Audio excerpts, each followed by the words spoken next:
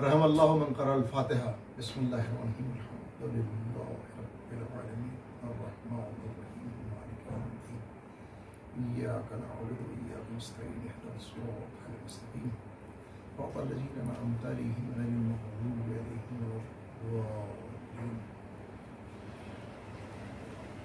اعوذ باللہ من همزات الشیاطین بسم اللہ الرحمن الرحیم. الحمدللہ رب العالمین الصلاة والسلام علی اشرف الانبیاء والمرسلین وخاتم النبیین بالقاسم المحمد آلہ الطیبین الطاہرین المعصومین المظلومین المنتجبین المنتقمین لعنۃ اللہ علی اعدائہم اجمعین من الآن الی قیام یوم الدین. اما بعد فقد قال رسول اللہ صلی اللہ علیہ وآلہ وسلم ذکر علیون عبادہ. سامعین اکرام، یہ جز ہے ایک طویل حدیث کا جس میں حضور نے ارشاد فرمایا کہ علی کا ذکر عبادت ہے اور علی کا ذکر میرا ذکر ہے، میرا ذکر خدا کا ذکر ہے اور خدا کا ذکر عبادت ہے. اور ایک جگہ ارشاد فرمایا کہ اپنی مجالس کو ذکر علی سے زینت دو. اس کا مطلب یہ ہے کہ ذکر علی اتنا اہم ہے انسانی زندگی کے لیے کہ جس کے لیے حضور تاکید فرما رہے ہیں. اسی زبان سے ہم نے نماز کی تاکید سنی، اسی زبان سے روزے کے احکام سنے، اسی زبان سے زکوٰۃ و حج و تمام معاملات، تمام دینی احکام ہم تک پہنچے. وہ زبان جس پر وحی کا پہرا ہے وہ تو کچھ کہتے ہی نہیں جب تک کہ وحی نہ ہو، کہتے ہی وہ ہیں جو وحی ہوتی ہے. تو اب علی کا ذکر عبادت ہو رہا ہے تو اس کا مفہوم عبادت کے مفہوم کو سمجھنا ہوگا، چونکہ اللہ نے قرآن میں ذکر کیا کہ ہم نے نہیں پیدا کیا جن و انس کو مگر عبادت کے لیے. اب انسانوں کی بات کریں تو انسانوں کے اوپر بڑی ذمہ داریاں ہیں. صرف عبادت کا مفہوم صرف روزہ و نماز و حج و زکوٰۃ ہی نہیں ہے، بلکہ انسان کے اوپر دو قسم کی ذمہ داریاں اللہ نے عائد کی ہیں. ایک عبادت الہ، اللہ کی عبادت، اور دوسری حقوق الناس، انسانوں کے حقوق. اس لیے کہ ہمیں انسانوں کے حقوق سے متعلق جب اسلام کی تعلیمات ہم دیکھتے ہیں تو قرآن ذکر کرتا ہے کہ تمہارے اوپر پڑوسیوں کا حق ہے، اور پڑوسیوں کے لیے اس نے دو قسم کی اصطلاحیں استعمال کر دیں، ایک مانوس پڑوسی اور ایک غیر مانوس پڑوسی، اور دونوں کے حقوق برابر بتائے. اب یہ عجیب سی بات ہے. وہ اسلام جو اس وقت دنیا میں آتنکواد کے عنوان سے پہچانا جا رہا ہے، وہ اسلام پڑوسی کے حقوق بتا رہا ہے، اور اس میں پڑوسی کو مانوس اور غیر مانوس کہہ کے یہ واضح کر دینا چاہتا ہے کہ اس کے ہاں کسی قسم کا کوئی تعصب نہیں ہے، کوئی بھید بھاؤ نہیں ہے، کوئی فرق نہیں ہے، کوئی ڈیفرنس نہیں کرنا چاہتا انسانوں میں کے درمیان میں. وہ کہتا ہے کہ تم سب کے سب ایک مرد اور ایک عورت کی اولاد ہو، تم سب کے سب آدم اور حوا کی اولاد ہو. نام کچھ بھی ہو زمانے کے اعتبار سے، کوئی شیو کہے، کوئی پاروتی کہے، کوئی آدم کہے، کوئی حوا کہے، لیکن سب کے سب ایک ہی مرد اور ایک عورت کی اولاد ہیں. تو ان میں کوئی فرق نہیں کرتا. اور جس وقت پڑوسیوں کو حقوق بتانے کی بات کرتا ہے تو اس میں دو لفظ استعمال کر کے اس نے واضح کر دیا. اس کا مطلب یہ ہے کہ پڑوسیوں کے ساتھ جو تمہارا سلوک ہونا چاہیے. اب یہ رمضان کا مہینہ ہے، اس میں ہمیں عبادت کرنی ہے. اس میں تو ہمارا سونا بھی عبادت ہے، اس میں ہماری سانس بھی تسبیح کا درجہ رکھتی ہے. اس میں انسان کو ہر لمحہ عبادت میں گزرتا ہے. یہ ایک ایسی عبادت ہے کہ جس کے لیے اللہ نے خود کہا ہے کہ اس کا ثواب میں دوں گا. یعنی کہ ملائکہ اس کا ثواب لکھ نہیں سکتے، کیلکولیٹ نہیں کیا جا سکتا کہ کتنا ثواب دے گا وہ پروردگار عالم. یہ ہمیں سمجھایا گیا ہے کہ اگر باقاعدہ شرائط کے ساتھ تم نے احتساب کے ساتھ روزے رکھ لیے 30 دن کے، تو تم ایسے ہو گئے کہ جیسے تم ماں کے پیٹ سے ابھی پیدا ہوئے ہو، نوزائیدہ بچے کی طریقے سے بالکل بے گناہ ہو جاؤ گے. تمہارے ساری برائیاں دور ہو جائیں گی. لیکن عجیب بات ہے، یہ مہینہ جس کو حضور نے مزمار کہا تھا، یہ وہ مہینہ، مزمار عربی کی وہ اصطلاح ہے کہ جہاں پر گھوڑوں کو ٹرینڈ کیا جاتا وہ اس میدان کو مزمار کہتے ہیں. حضور نے آدمیوں کے لیے اس رمضان کے مہینوں کو مزمار کا لفظ استعمال کر کے بتایا کہ یہ عادتیں بدلنے کا مہینہ ہے. जब तुम 12-14 घंटे किसी चीज़ से जिसके तुम आदी हो उससे बच के रह सकते हो, उसको छोड़ के ज़िंदा रह सकते हो, तो तुम्हें आदतें बदलने के लिए इससे अच्छा महीना कौन सा आएगा। लेकिन बदनसीबी यह है हमारी, कम नसीबी यह है हमारी कि हम 12-14 घंटे जिस चीज़ से परहेज़ करते हैं, जिन्हें डॉक्टर्स मना करते हैं, जो चीज़ें हम नहीं खाना चाहिए, जो नहीं पीना चाहिए, लेकिन हम 12 घंटे का रोज़ा रखने के बाद फिर वो वैसी की वैसी हम अपनी आदतों को नहीं बदलते। तो फिर आप बताइए कि हमने रमज़ान से क्या फ़ायदा उठाया। तो मैं जिक्र कर रहा था कि इबादत का मफहूम अगर सिर्फ रोज़ा और नमाज होता तो फिर ये पड़ोसियों के हुकूक बताते बताते हुजूर ये ना फरमा देते कि अगर पड़ोसी तुमसे शिकायत रखता है, पड़ोसी को तुमसे शिकायत है, पड़ोसी तुमसे नाराज़ है, और वो चाहे कोई भी हो, मुसलमान हो, गैर मुसलमान हो, शिया हो, गैर शिया हो, तुम्हारे वतन का हो, गैर वतन का हो, तुम्हारी ज़बान जानने वाला हो, गैर हो, लेकिन तुम्हें उसके हक अदा करना है। और आपने फरमाया कि अगर वो तुमसे नाराज़ है तो तुम्हारा दिन अगर रोज़ों में गुजरता हो और रात नमाज में गुजरती हो तो तुम जन्नत की खुशबू नहीं पा सकते। अब आप बताइए कि इस्लाम का मफहूम इबादत क्या है। इस्लाम ये कहना चाहता है कि इंसानियत के हुकूक कितने अहम है, इसलिए कि परवरदिगार आलम के इस आखिरी नबी ने ये इरशाद फरमाया कि हर फजीलत पर एक फजीलत है, हर सिफत पर एक सिफत मौजूद है कि उससे अच्छी सिफत होती है, लेकिन आप फरमाते हैं कि शहादत से बड़ी कोई फजीलत नहीं है, शहादत से बड़ी कोई फजीलत नहीं है, इससे बड़ी कोई फजीलत नहीं हो सकती। लेकिन आप फरमाते हैं कि शहीद का भी कर्जा माफ नहीं होगा। इसका मतलब यह है कि ये हुकूक इंसानों के वाकई हैं, वो तुम्हें पूरा करना होंगे। अल्लाह तुम्हारे वो गुनाह माफ़ कर सकता है जो उससे मुताल्लिक हैं, लेकिन इंसानों से मुताल्लिक वो इस्लाम जो इतना इंसानियत दोस्त हो, इतना इंसानों का ख्याल रखता हो, वो कैसे इस बात की इजाज़त दे देगा कि बेगुनाह बच्चों को कत्ल कर दिया जाए और तकबीरें बुलंद कर दी जाएँ, औरतों को बेवा कर दिया जाए, उनके सुहाग लूट लिए जाएँ और फिर इस्लाम के तकबीरें बुलंद की जाएं। ये वही मिजाज है जो यजीदी मिजाज था, जो यजीदी इस्लाम था कि वो ताकत के बलबूते पर जो अपनी बात मनवाना चाहते थे उसे इस्लाम कहते थे। बस इमाम अली मकाम ने जो कुर्बानी दी है और हज़रत आइम्मा मासूमीन ने जो हमें समझाया है वो यही बताने की कोशिश की है कि हुकूमत और है, हिकमत और है। इस्लाम हिकमत का मजहब है, हुकूमत का मजहब नहीं है।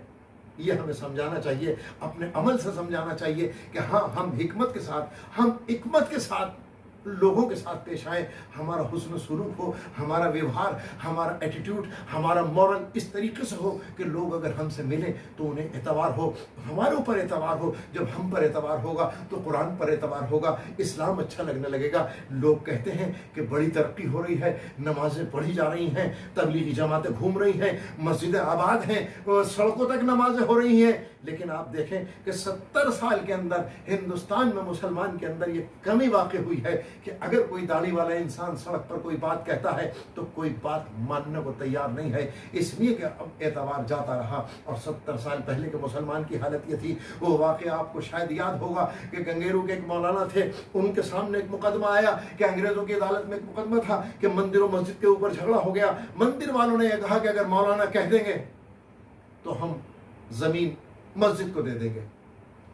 लोगों ने मौलाना से जाके कहा कि नहीं, मैंने तो कसम खाई है कि मैं ज़िंदगी में अपनी अंग्रेज़ों की शक्ल नहीं देखूंगा जब तक हिंदुस्तान आज़ाद नहीं हो जाएगा। वो अंग्रेज़ भी बड़ा अजीब था।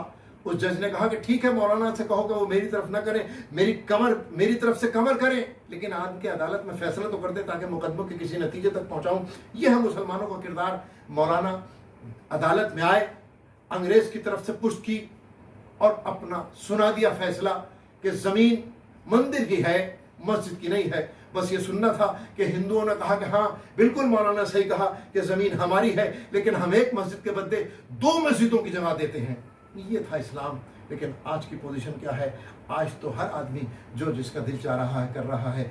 आज हालत ये है कि ख़ास तरीके से शियों के ऊपर तो अजीब सी कैफियत है कि वसीम रुश्दी जैसा एक शख्स पैदा हो गया जिसने कुरान पर एतराज़ कर दिया। जो गंदे किस्म के जहन के लोग घटिया किस्म के जुमले बोलने लगे, वो अपने आप के आगे सरस्वती भी लगाते हैं, जबकि आप यकीन जाने कि सरस्वती तो सरस्वती होती है। सरस्वती के जो अगर मानी लिए जाएँ عربی میں تو عالم مطلق ہوتا ہے. یہ تو بھگوان کا نام تھا, اللہ کا نام تھا. یہ کیسے سرسوتی ہو سکتے ہیں جو دوسرے مذہبوں کی عزت نہیں کر سکتے, جو حقیقت پسند نہیں ہے, جو قرآن کو نہیں جانتے اور پھر اس کا باوجود بدتمیزی کرتے ہیں. یہ سب باتیں کیوں ہو رہی ہیں؟ کیونکہ ہم لوگ اس بات کے لیے آمادہ ہو رہے ہیں.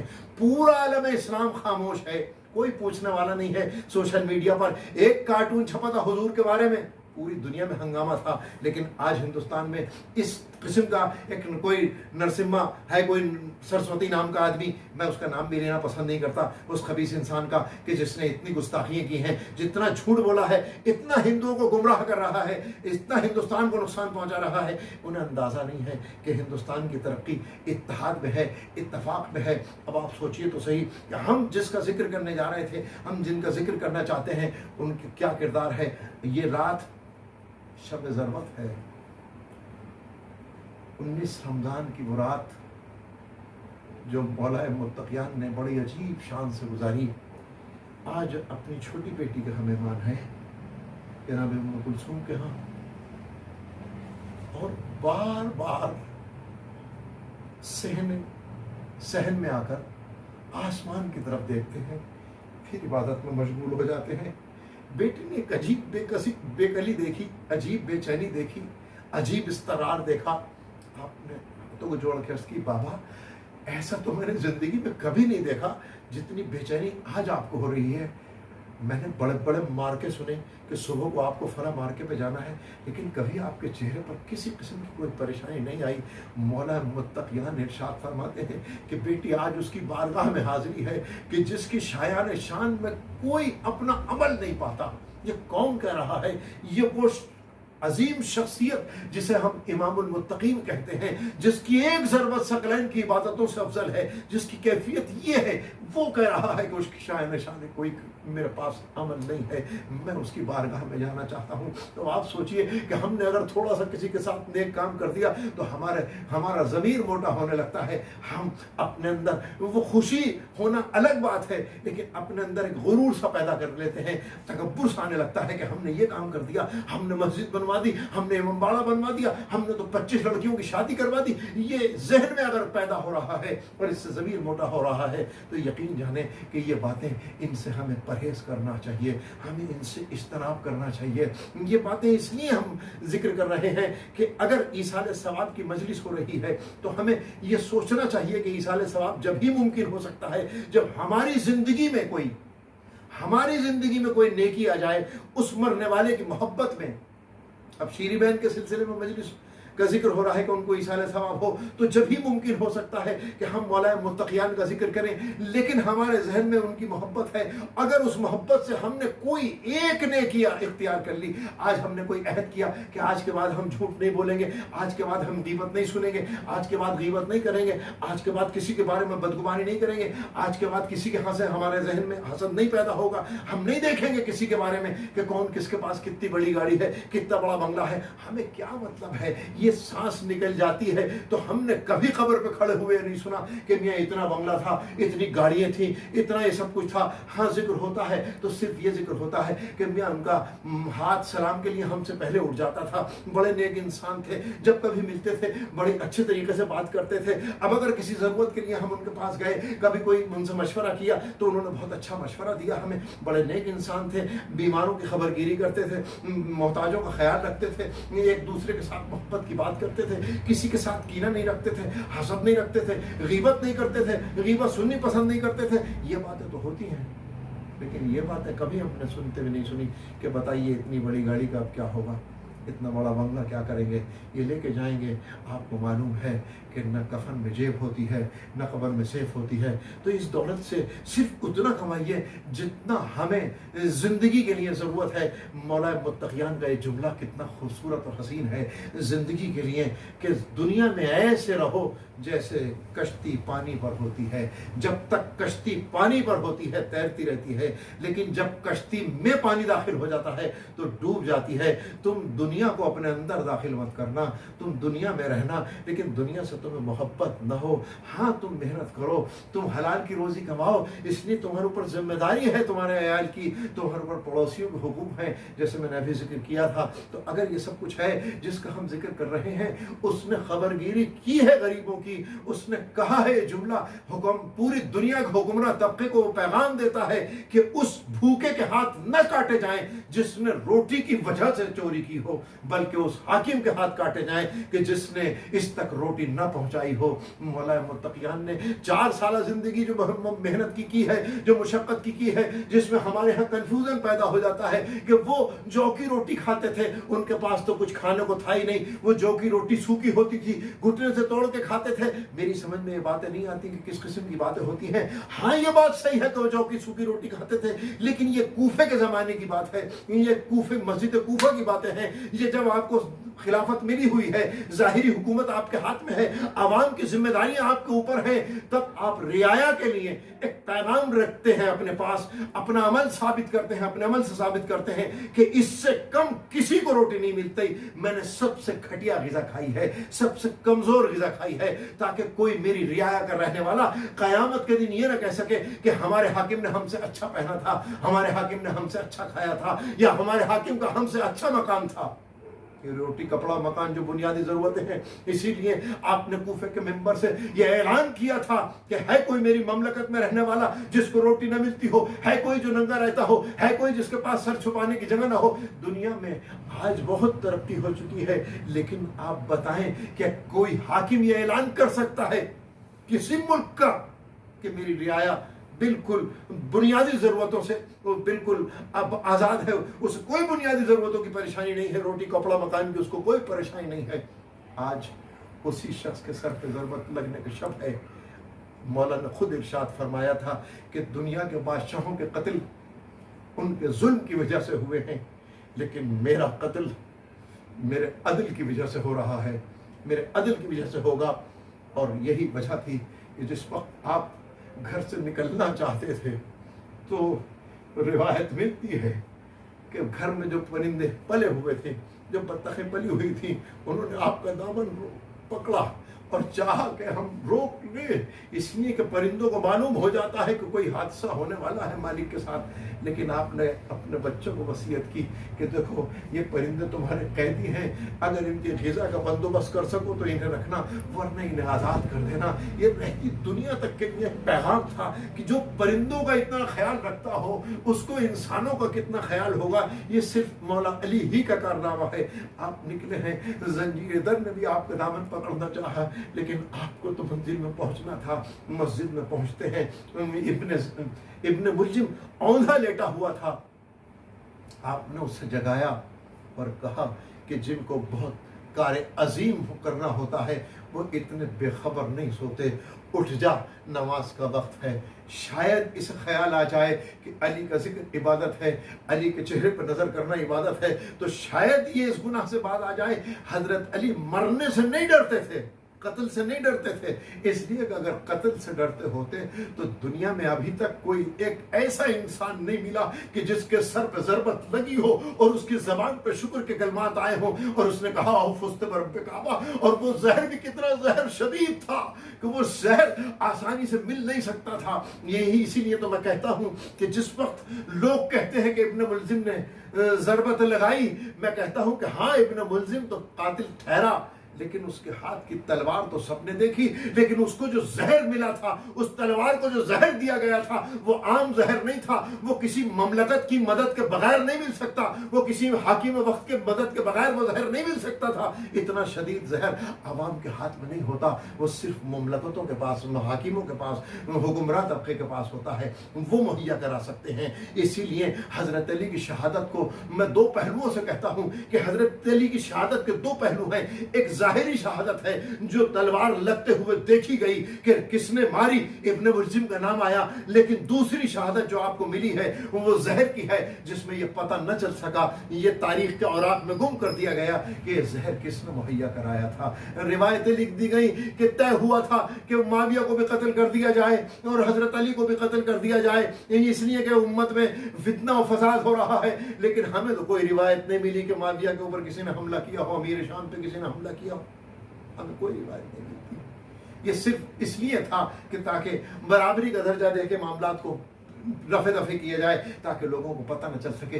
लेकिन आप यकीन जानें कि आज मौला जिस वक्त महराब में गए हैं और वो आपने सजदे में सर रखा है, इब्न मुलजिम ने सर पे ज़रबत लगाई है, अभी आप सुन्नत नमाज पढ़ रहे थे, उसके बाद जब सर पे ज़रबत लगी है और आवाज़ लगी, मुनादी ने आवाज़ दी कि अमीरुल मोमिनीन कत्ल कर दिए गए, बस ये सुनना था कि कूफे में एक शोर गिरिया बपा हो गया, शोर बुलंद हो गया। और उसके बाद इमाम हसन और इमाम हुसैन जी ने ताकीद की थी कि तुम घर रहना है, आज मेरे साथ कोई नहीं आएगा, इसलिए आप अकेले गए थे। और उसके बाद जख्मी हालत में आपको मस्जिद कूफा से घर की तरफ ले जाया जा रहा है।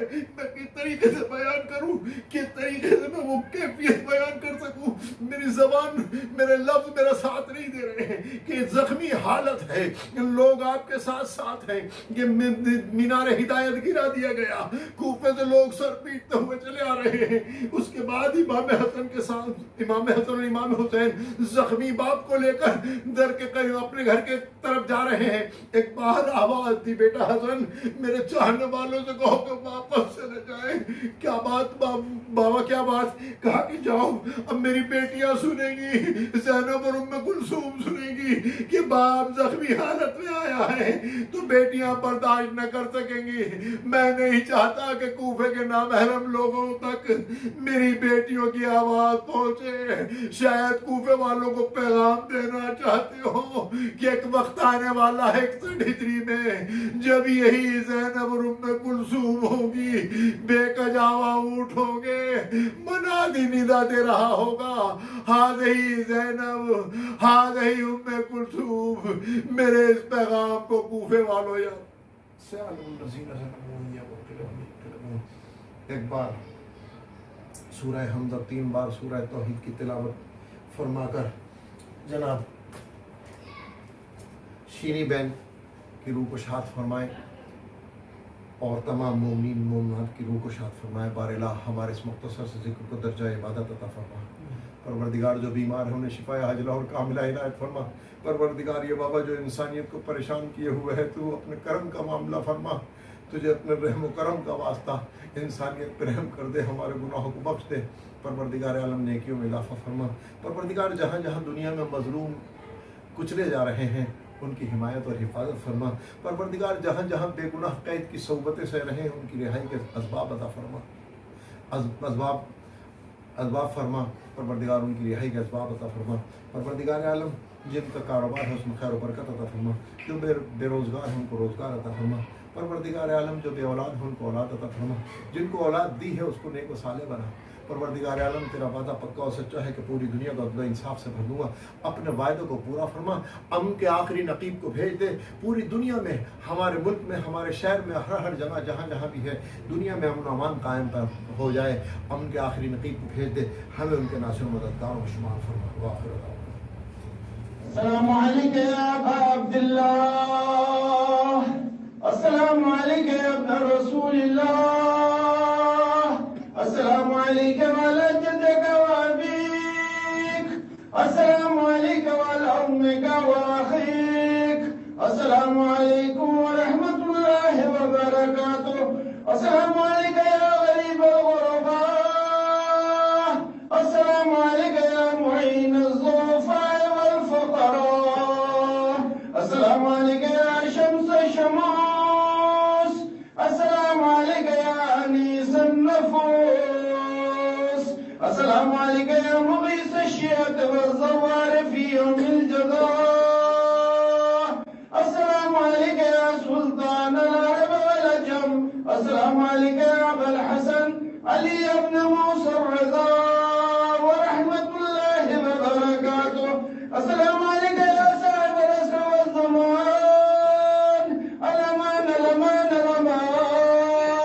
अस्सलामु अलैका या शरीक अल-कुरान, अस्सलामु अलैका या इमाम ज़माना हाज़ा जल्ला फरजक व सहल अल्लाहु मखरजक व ज़हूरक, अस्सलामु अलैकुम